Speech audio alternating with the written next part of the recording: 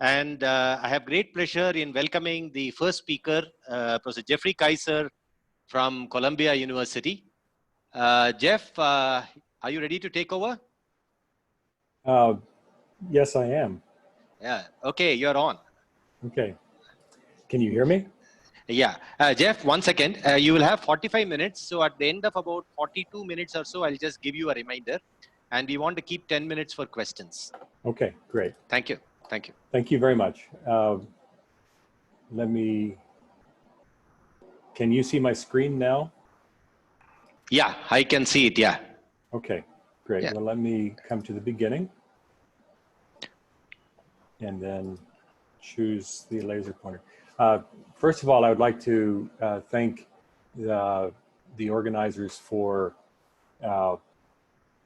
inviting me. I very much enjoyed a visit to India, to Bangalore and to Coorg in February of 2018. I enjoyed meeting and talking with Professor Simha at that time. I was very impressed with all of the people and all of the work that I saw, and of course India was just fantastic. So I want to congratulate Professor Simha on his retirement and look forward to keeping in contact. So what I want to speak about today is something different, but also it's firmly within what we consider to be solid mechanics in terms of understanding failure and fracture in materials. I met a number of years ago Anil Lalwani. He's a medical doctor. At that time, he was at New York University. He's now at Columbia Medical School. He's an ear, nose, and throat specialist. And he told me the fascinating fact 7 or 8 years ago that it is not possible to deliver medicine into the inner ear, which struck me as astonishing, because I assumed that the real doctors, as I call them, are able to deliver medicine really to any part of the body. So he went on to explain that the inner ear is, and I'll show you a picture in a moment, is a cavity within a bone in the skull, and it's just very difficult to get there medically without causing a lot of damage. So likewise, if it's not possible to get medicine into the inner ear, it's not possible to aspirate fluid from within the inner ear to do diagnostics. So the doctors treat many hearing and balance disorders by really treating only the symptoms and treating the cochlea really as a black box. So I'd like to acknowledge Dr. Lalwani for being a wonderful collaborator. We've also worked very closely with Professor Olson in our biomedical engineering department. Of course, nothing gets done without top graduate students, Aikud Aksit, Shruti Rastogi, Wenbin Wang, and Arnu Parp. Also postdocs. And also then each year we have 1 or 2 medical students who take a year off of medical school to do research in our laboratory. And we're very grateful to them as well. And this research is funded by the National Institutes of Health.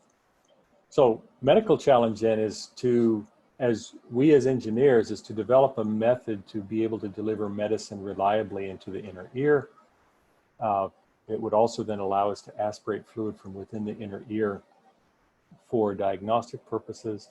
The opportunity is that it would allow both diagnosis and direct treatment of hearing and balance disorders. So when I started this, the last time I'd studied the ear was, I think, when I was about 13 years old. So I went back to the basics. The ear anatomy, of course, we have the outer ear, the ear canal. This is the tympanic membrane, or the eardrum. The middle ear space contains the 3 bones, the ossicular chain, that transmits the acoustic energy that's collected by the tympanic membrane and transmits it to what is called the stapes. And the stapes then introduces a time series of pressure waves into the cochlea. And fascinatingly, the cochlea breaks up this time series of pressure waves into essentially like a Fourier transform, because the different frequency components are isolated spatially. And so if we zoom in here, this is the middle ear space. And this is the stapes bone, or the stirrup in English. And it is connected to a bone, or to a membrane called the oval window. And there's another membrane called the round window. These two membranes separate the cochlea here, which is fluid filled, and the middle ear space, which is air filled. And essentially, as the stapes operates, it serves like a plunger to introduce pressure waves into the cochlea. But since it's a fixed volume, the round window membrane exists, and it vibrates in opposite phase to the oval window. So in order to maintain constant volume conditions during the introduction of the time series of pressure waves. So since there's a cavity that, or a passageway that extends between the middle ear and the inner ear, that's covered by the oval window, and the only other passageway between the middle ear and the inner ear without going through solid bone is covered by this round window. The oval window is covered actually by the stapes bone, the vast majority of it. So really the only way then to get into the inner ear without going through solid bone is to perforate the round window membrane. And so that's what we've been working on for the last few years. The round window membrane in humans is about 2 millimeters in diameter. It's about 75 micrometers thick. And I'll talk a little bit about some of its structure. So that's what we want to do, and is to perforate this round window membrane without introducing a rip. It is a membrane that's under residual tension. We in mechanics know that that means that we can introduce a defect if the hole that we introduce remains below a threshold size, then the hole that we introduce, or the perforation we introduce, will be stable. But if it's larger than a threshold size, of course, ripping and tearing will occur. So we're trying to be able to introduce holes in a reliable way, in a controlled way, without causing ripping, so that the holes will go ahead and heal then. So two inner ear pathologies that we're interested in treating, one is called Meniere's disease. It's essentially a vertigo, and the other is sudden sensorineural hearing loss. If you wake up in the morning and you cannot hear out of one of your ears, it's likely due to sudden sensorineural hearing loss. There are treatments for both of these. The standard treatment for Meniere's disease is to deliver an antibiotic called gentamicin. There's a small but positive correlation with delivery of gentamicin with an improvement of symptoms. Likewise, with the sudden sensorineural hearing loss, if steroids are injected into the body, then there's a small but positive correlation with improvement in symptoms.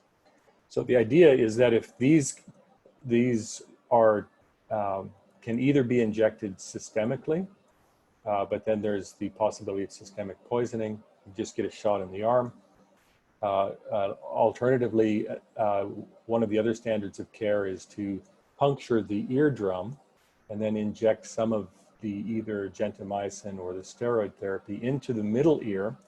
The patient is lying prone for about 20 minutes. The hope is that after the middle ear space is filled with this fluid, that some of the fluid will diffuse across the round window membrane. Hope is not a good strategy. I think that's something we can hope for literally, but our goal is to be able to provide a precise and accurate way of delivering medicine across the inner ear, right, across the round window membrane into the inner ear. And in this current standard of care, when somebody's lying prone, you get medicine injected into your middle ear. After about 20 minutes, you have to sit up and go home. And the medicine that's been injected just runs down the eustachian tube into your stomach. So this is what I just described. This is the standard of care in which medicine is injected into the middle ear space, with the hope that some of it will diffuse across this round window membrane. Another reason for perforating the round window membrane is for the insertion of a cochlear implant. Cochlear implant is simply a polymeric, it looks like a mouse's tail that has electrodes spaced here along its length. And once this is inserted into the cochlea, then these electrodes will be turned on in order to excite the nerve endings that are located along the length of the cochlea in order to induce a semblance of hearing. And so the challenge here is that this is the round window membrane. The size of the cochlear implant is somewhere between 400 and 800 micrometers. This dimension here is about 2 millimeters. So the challenge then comes down to being able to introduce a large hole that is larger than the threshold for failure without causing failure. So our goal then is to use the round window membrane as a portal for therapeutic delivery, and that is not currently reliable with current technology. So let's look at the round window membrane in a guinea pig. And actually the guinea pig round window membrane is not much smaller than that of a human. You can see that it's about 1.5 millimeters across. This is the bone. This is called the sulcus, kind of like the teres. It's typically inside of a niche. So this is from a micro CT scan, just showing you what it looks like. The green is the tissue. Here we're showing it on the left. We're showing it so that it can be somewhat transparent. The shape of the round window membrane in this portion here approximates that of a hyperbolic paraboloid. The real doctors refer to it as the Pringles potato chip shape, or it's a saddle shape. So the goal then is to be able to introduce a controlled perforation across this round window membrane so that it heals in a reasonable amount of time and also does not affect the sense of hearing. Because if you damage the sense of hearing while treating hearing loss, you're not doing any good. So these are some of the earliest pictures we have here. The idea would be to introduce a small array of perforations. This is an array of 16 holes. This was some of the first ones that we did. Again, this is an SEM micrograph. We did these serially rather than in parallel. We are now able to introduce these holes in parallel, but it demonstrated plausibility that we are able to introduce holes small enough into the cochlea into the round window membrane without causing permanent ripping. This then is another type of needle that we made. This is showing what we call a crown needle. I'll demonstrate what we mean by that, but it enables us to introduce large holes so that a cochlear implant could be transmitted or could be inserted through this. This is actually in a human cadaveric tissue. The small crack here was introduced during the drying process, but not during the drying process to prepare it for the SEM, but not during the introduction of the hole. So our engineering solution here is to use the latest in 3D printing to simply print off microneedles. This is an example on the left of an array of microneedles. If you notice here, this is 100 micrometers. Each of these needles is 100 micrometers in diameter. the diameter of the radius of curvature at the tip is sub-micrometer. I'll show you a picture of what that looks like here in a few minutes. And we are able to make these either in single needle form, or we're able to put it into an array of microneedles. We can vary the spacing, etc. This is what we refer to as the crown needle on the right. This is what we use to create the larger perforations. You see this is 250 microns. So this is 400 microns across here. What we've done here with these needles is, again, we have the same sharpness at the end of this as we have here. And so what we do is we simultaneously introduce 8 small sub-threshold perforations. And then after we introduce these initial perforations, there's a knife edge here which cuts the tissue around the individual holes. And so in that way, we're able to create the large hole without causing permanent ripping. So 3D printing of microneedles, these are some of the first ones that we came. What we do is we said, okay, if we as engineers want to create a tool that the doctors feel comfortable with, so we printed these things off. It's polymeric. We printed it off so that it can simply be mounted on the end of a stainless steel needle. This is just a standard stainless steel hollow needle that has a blunt end on it. This is a little bit of epoxy. And the other end of this microneedle has a lure lock on it, which is a standard connection for medical instruments. So we can give this to the doctors in clinics or in the hospitals, and they will immediately know what to do with this. This is zooming into the to the tip of our needle. You can see that the diameter here is essentially 1 micron, and we can, given the 100 nanometer voxel resolution of this nanoscribe 3D printer, we're able to maintain that from needle to needle. So this is showing then just a schematic of what the needle looks like as it goes into the tip of this blunt needle. And you saw at the beginning the lure lock was on the other end. This is what the needle looks like from under an optical microscope. This is what it looks like under an SEM.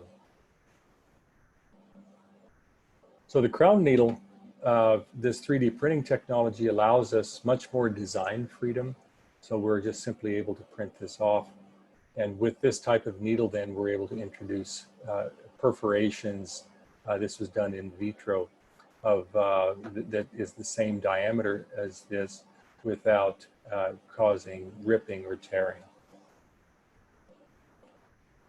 So we wanted to, once we had the needles, we wanted to start to probe the properties of the round window membrane. This is in a guinea pig. It turns out that guinea pigs are considered a delicacy in some parts of South America.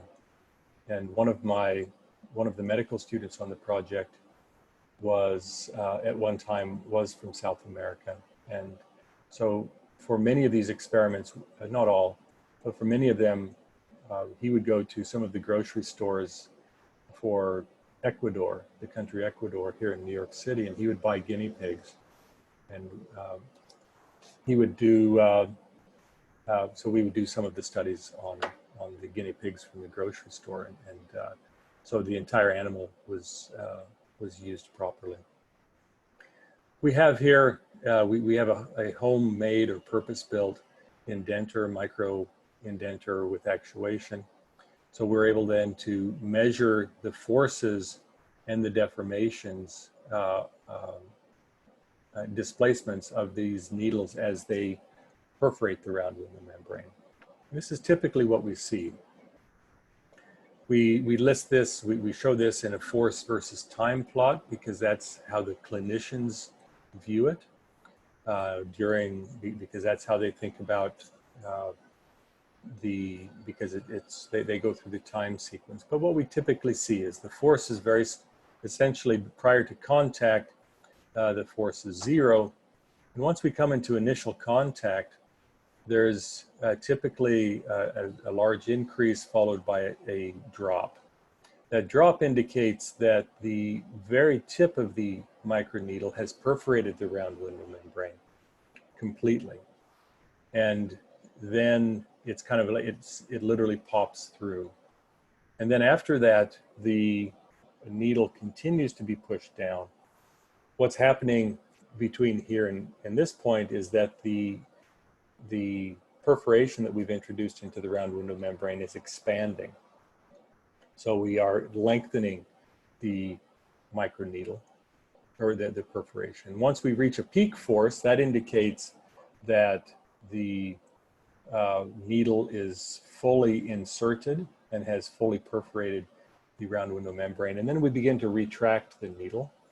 And once we retract the needle, we see that there's some friction between the needle and the round window membrane. And once we reach a negative force of sufficiently large, then the needle will pull out. So you see that the types of forces that we have here are on the order of millinewtons, and that's typical of what we see. Although the scatter is actually larger than it was, surprisingly large, but it turns out that is a common feature in the field of biomechanics, where there's much greater variety in how we self-assemble than what we typically would have if in an industrial process. So this then shows so now we want to go into and look at the round window membrane. This is showing one of the perforations that we made. This is showing what it looks like. This is from a confocal microscopy.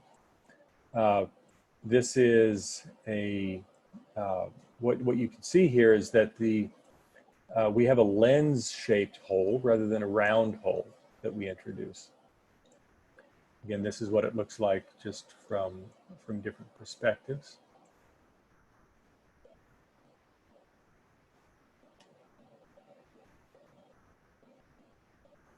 So when we zoom in even further at a higher magnification with the confocal microscopy, what we see here is we see capillary blood veins. In fact, this feature right here is a red blood cell. And we begin to see that in this length here, the needle diameter here was 100 micrometers, which extends from about here to here. So what this indicates then is that the needle perforated. And if we look at the right, this is an even higher magnification where we isolated the collagen and elastic fibers in the round window membrane rather than the epithelial cells. We're able to see that we're working with a composite material. And this composite material has fibers in it. And these fibers then will, there's a dispersion and an average direction of these fibers. And the fibers will actually branch in front of the perforation as it propagates forward and provide some toughening. This debris here is cellular debris from, some of it could be blood cells, it could be other types of cells, but it's cellular debris due to the perforation process. So what this picture indicates, though, is something very important, because we were able to, this indicates that we first have a pop through of the needle of the tip of the microneedle, and then subsequently we have growth. When I first saw these pictures, I was immensely relieved because it looks like a crack. I know how to deal with cracks from a mechanics perspective. So the way I see it is that we first introduce a small hole here in the center, and then as the needle perforates, it forces these fibers, it separates the fibers rather than cuts the fibers. And that's a very important point that these ultra sharp needles are able to do, because it's conducive to healing within a relatively short amount of time. And it also introduces this perforation as atraumatically as possible. So we wanted to then be able to verify that we can introduce these perforations safely. And so we did some in vivo tests, and there's a method called the measurements of the compound action potential.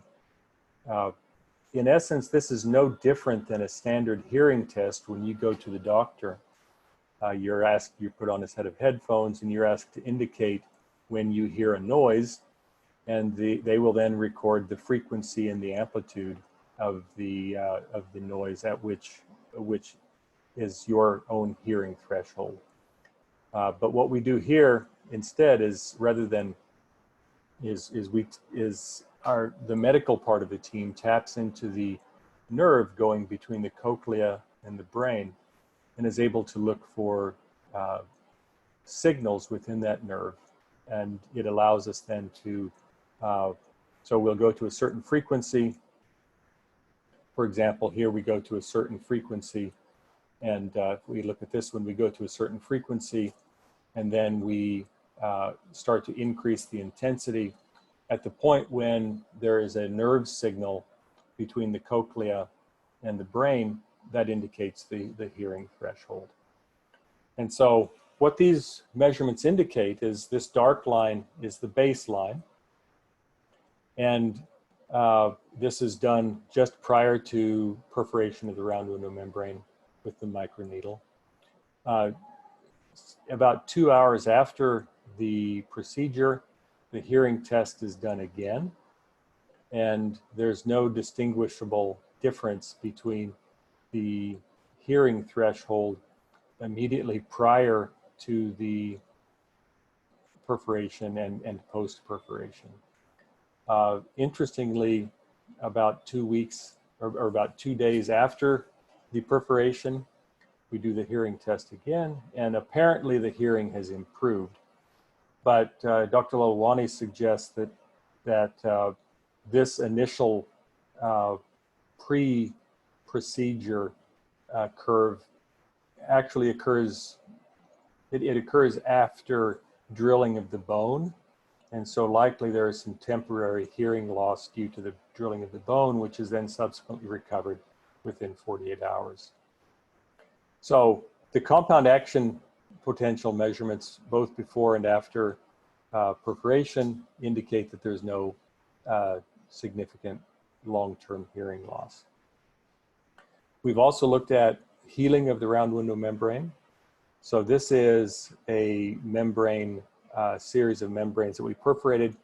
This one is just post-perforation. So you see we have about a 100 micrometer lens-shaped opening here. These are, of course, with different guinea pigs. But 24 hours post-perforation, we see that there's significant healing that has occurred already.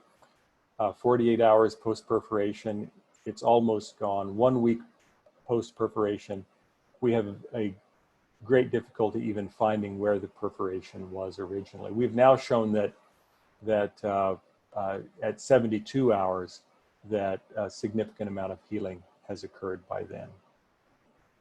These are histological analyses of the perforation. This is the round window membrane in cross section. This is the middle ear space. This is the inner ear space. And if we zoom in here, this is showing this guinea pig right here. So we isolate this opening here through histological sectioning. And we can also then show through a series of histological studies, we can find where the actual the scab, I don't know, the real doctors have a really nice term for that, but I can't remember it. This is where the healing process is occurring. And so this says in press, but it's actually been published recently. So what we've shown then is that we are able to make microneedles that perforates the round window membrane in vivo. It does not introduce a long-term loss or long-term damage to the sense of hearing. And within 72 hours, the round window membrane is healed itself. So now we want to be able to see if we can use these holes to be able to introduce medicine into the inner ear. And so what we've done is some studies in which we do look at diffusion from a donor chamber to a receptor chamber across, and we chose an artificial membrane here for the, so that we had a uniform membrane rather than having to worry about the variation from one real round window membrane to the next. So we've done these studies in the diffusion studies in which we have an unperforated hole, unperforated membrane with one perforation, 2 or 4 perforations, in which we have a phosphated buffer solution, essentially saline solution on this side and this side. And we are diffusing rhodamine B, which is essentially a red food coloring, from this chamber to this chamber. And what this shows is if we have a liquid on both sides and we introduce perforations, this is the diffusion rate at, or the amount of material delivered per square millimeter of membrane as a function of time. If we have 0 holes, 1 hole, 2 holes, and 4 holes. And it turns out that the amount that we deliver then is a function only of the area of the perforation. So if we have, so we can then put in, we could put in 1 large hole or we could put in 4 small holes, and the effect is the same. Now, so you can see if we have 4 small holes or 1 large hole, the effect is essentially the same. So it scales only with the amount of, with the size of the opening. Here, rather than putting a liquid, this is the proxy for the middle ear space. This is the proxy for the inner ear space. This is where we would go into the doctor, the medicine would be introduced in liquid form into the middle ear. And the whole, after 20 minutes, of course, we would drain this donor chamber because we have to sit up and go home. One other possibility is to use a hydrogel here. And there's a hydrogel that's commonly used called Paloxamer 407. And so if we've done this same set of experiments then using Paloxamer gel in the donor chamber, and we are able to measure the rate of diffusion. The rate of diffusion then does become a function of the size of the holes, and that's because we get a little bit of the Paloxamer gel will dissolve, will dissolve in addition to just having diffusion processes. But nonetheless, we're able to characterize this.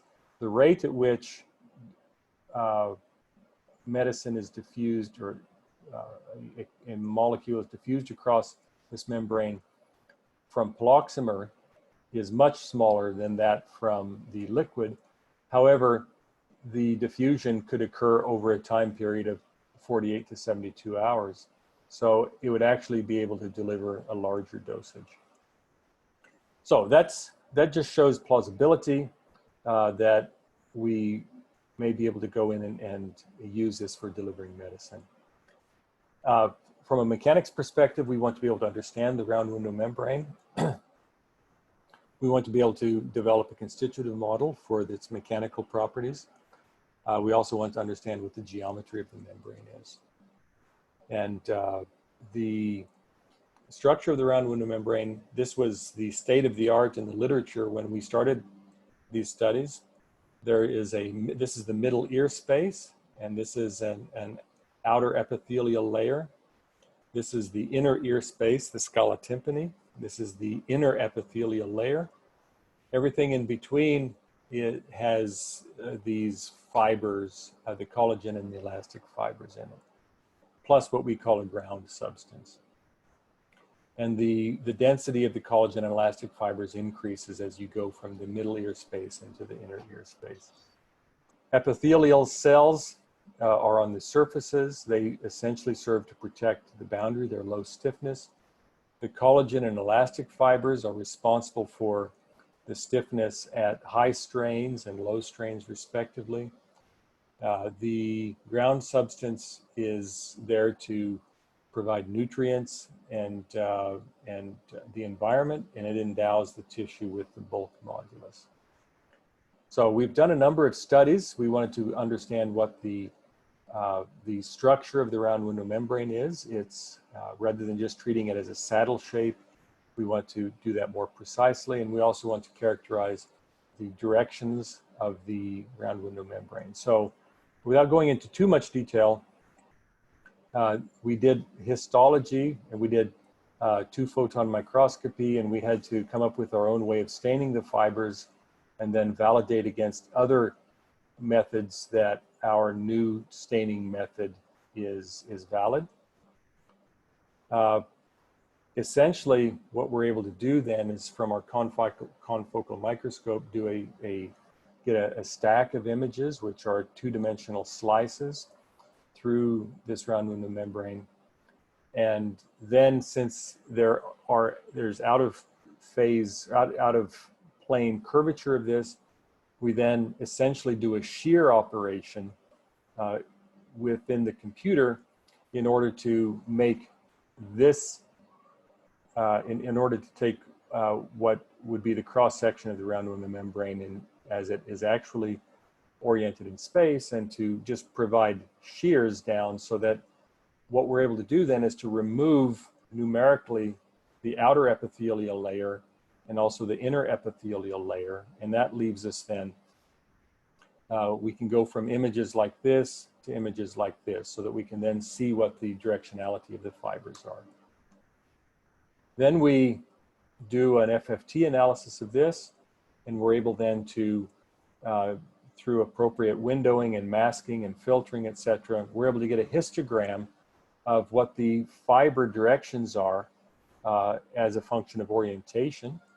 And then we can do a fitting of that. So we can find out, we can get an estimate then of what the predominant direction is of the fiber. So in this particular case, this shows what the average fiber direction is based upon the experimental measurements. Then what we wanted to do is we hypothesized that Mother Nature orients the collagen and elastic fibers for a reason. And so we wanted to see if we could find a correlation between the directions of zero curvature on the membrane and look for a correlation to see if that corresponds to directions of the collagen fibers. So we measured the curvature in all places, and then in regions in which the curvature, the 2 principal curvatures have opposite signs, of course there will of course be 2 directions of zero curvature, and these red and blue lines indicate the trajectories of those directions of zero curvature. These green lines indicate the directions that we measure of the round window of the fiber directions. So there's a reasonable correlation. We've actually done more studies that we're writing up right now. We've actually found a better correlation, but nonetheless, to first order, Mother Nature has designed us so that these collagen fibers correspond to directions of zero curvature. My take on it from a mechanics person is that these correspond in a loose sense to being analogous to reinforcement bar in concretes. It allows the membrane to carry forces in tension. So we've also done some constitutive modeling of this. I don't want to go into too much detail. We're in the process of writing this up as well. But in essence, we treat it as a hyperelastic material, and we are treating it with the finite deformation mechanisms, or the formulation. We're treating the ground substance as having a free energy. We're treating the fibers as having a free energy. And we're choosing then different neo-Hookean or different hyperelastic formulations to treat the energy densities of the ground substance and the fibers. The fibers have dispersion, so we're able then to incorporate the effect of fiber dispersion into the constitutive model.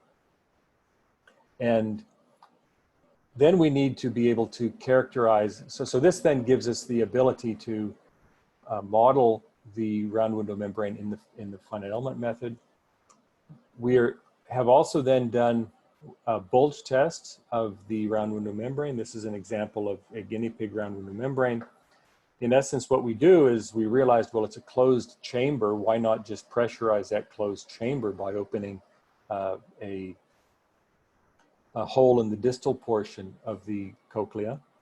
And so we do this in vivo, and we introduce a known volume of liquid into the cochlea, and we then measure the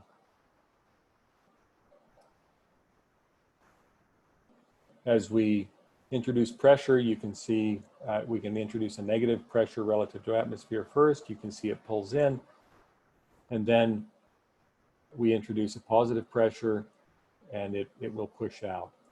And so we then measure the position of the deformed membrane as a function of pressure. And once we know the position in the reference configuration as well, then we are in the process of developing a way to calculate, to extract the displacement field, and from that extract the strains as well. So these are just some preliminary examples that we have of measuring the undeformed configuration and also the deformed configuration. We've made a lot of progress in the last 3 or 4 months on this.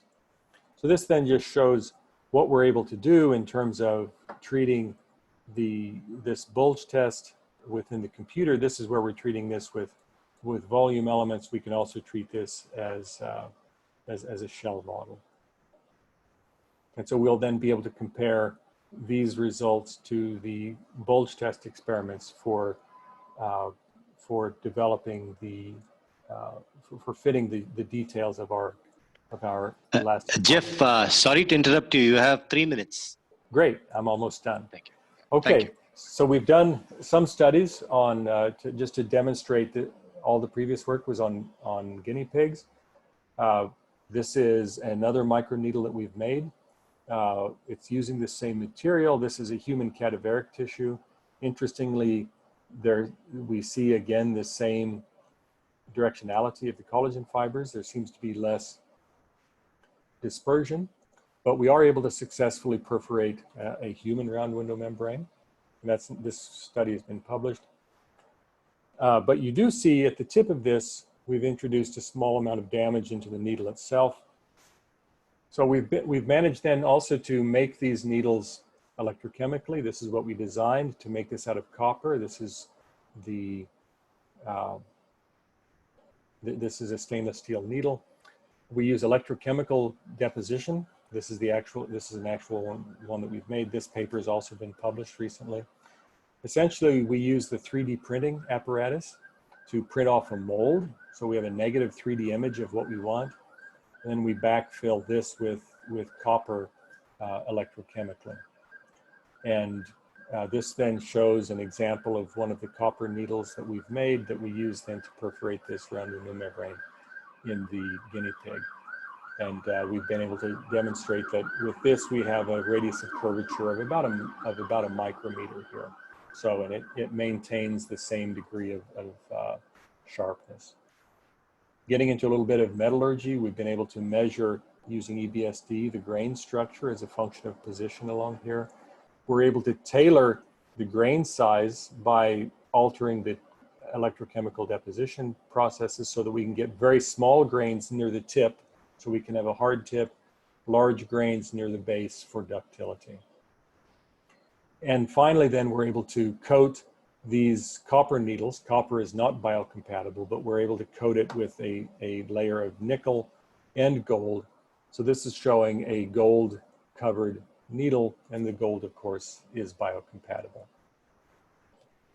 So for conclusions, we're working with our esteemed medical colleagues to make the engineering tools so that they can then deliver medicine into the cochlea and also aspirate fluid from within the cochlea for diagnostics. We've done our engineering to microprint these in polymer form. We've also used electrochemical deposition to make these needles. And we've demonstrated that these needles can perforate in vivo into the guinea pig without introducing a long-term sense of damage to sense of hearing. It also heals, and we're well on our way to a a good experimental characterization and constitutive modeling of the round window membrane. So again, thank you very much for the invitation. I really enjoyed being a part of this symposium. Again, congratulations to Professor Simha on your retirement. Thank you, Jeff. Very interesting talk. Application of mechanics to a complex biomedical problem. I'd like to now invite any questions from the audience. I see one already posted on the Q&A by Aditya Deshmukh. Aditya, would you like to unmute and ask your question?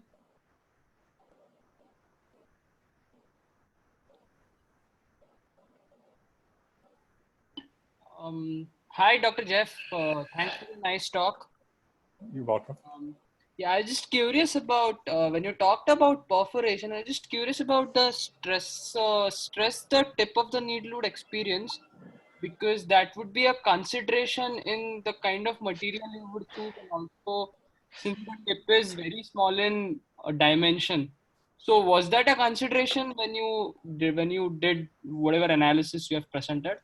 It was a consideration, and you can see that when we made the needle to perforate the human round window membrane, we had to make the tip of the needle, the conical region of the needle, less sharp, because when we used exactly the same needle that we used for the guinea pigs, we would damage the tip of the needle due to the stress concentration. So yes, we've had to do that. Even here, we see damage in the needle, and this is one of the driving motivations to go to the metallic needle, which would be able to handle a much larger stress. Thank you so much. Thank you so much. Yeah. Are there any other questions from the audience? Suresh has a question. Yeah, go ahead. Yeah, Suresh has a question. Yeah, please go ahead. Yeah. Professor Kysar, very detailed talk. Thank you. I have two questions. One is when you talked about the crown needle, what was done to get the geometry right? Or any sharp things that you have would work? And the other is, how did you know the properties of this round membrane? Or was that critical in designing the needles? Also the force required to perforate? Yes, so the crown needle, we have shown that we're in the midst of those studies. I cannot talk much about it. But, and the reason for that is that in order to have a chance of being able to introduce this technology into the medical field, we have to be very cognizant of intellectual property. Otherwise, companies will not take the risk. And so we're actually quite constrained about what we can talk about. But we have found that we have to very carefully design the crown needle in order to be able to perforate the round window membrane properly. We've spent a tremendous amount of time and effort to be able to come up with that design. Regarding the mechanical properties, when we started this project, the medical doctors look at this from the perspective of they focus on the tools. We tend to focus on the material that we have to perforate. And so the projects and proposals that we have on this, we have a parallel process in which we are designing the needles while we are probing the mechanical properties. And so we've we first erred on the side of making metallic needles that were somewhat crude, quite crude in the beginning, that just had a very sharp tip on it. And that allowed us to see, and we were able then to vary the sharpness of that tip. Essentially what we purchased is, if you're an entomologist, you have to purchase small needles. Once you capture an insect, then you dry the insect out and you pin the insect then to your collection case. And so we purchased those needles that are very sharp. And then we were able to either sharpen them more or blunt them so that we could quickly get an idea of what radius of curvature of the tip was necessary in order to perforate the round window membrane without causing ripping. And it turns out that that's about a 1 micrometer radius of curvature. And so once we knew that, then we had an idea of how to go about designing the needles. We understood that we had to be able to achieve a radius of curvature of at least a micron or better. And then simultaneously, we were developing ways to be able to characterize the mechanical properties of the round window membrane. Thank you. And thank you for giving the talk. Yeah. All right. So if there are any further questions, I would request you to email Professor Kysar with your questions. Thanks once again, Jeff, for a wonderful talk and for accepting our invitation at very short notice. Thank you very much. It's my pleasure. Thank you very much, everybody. Best wishes to you.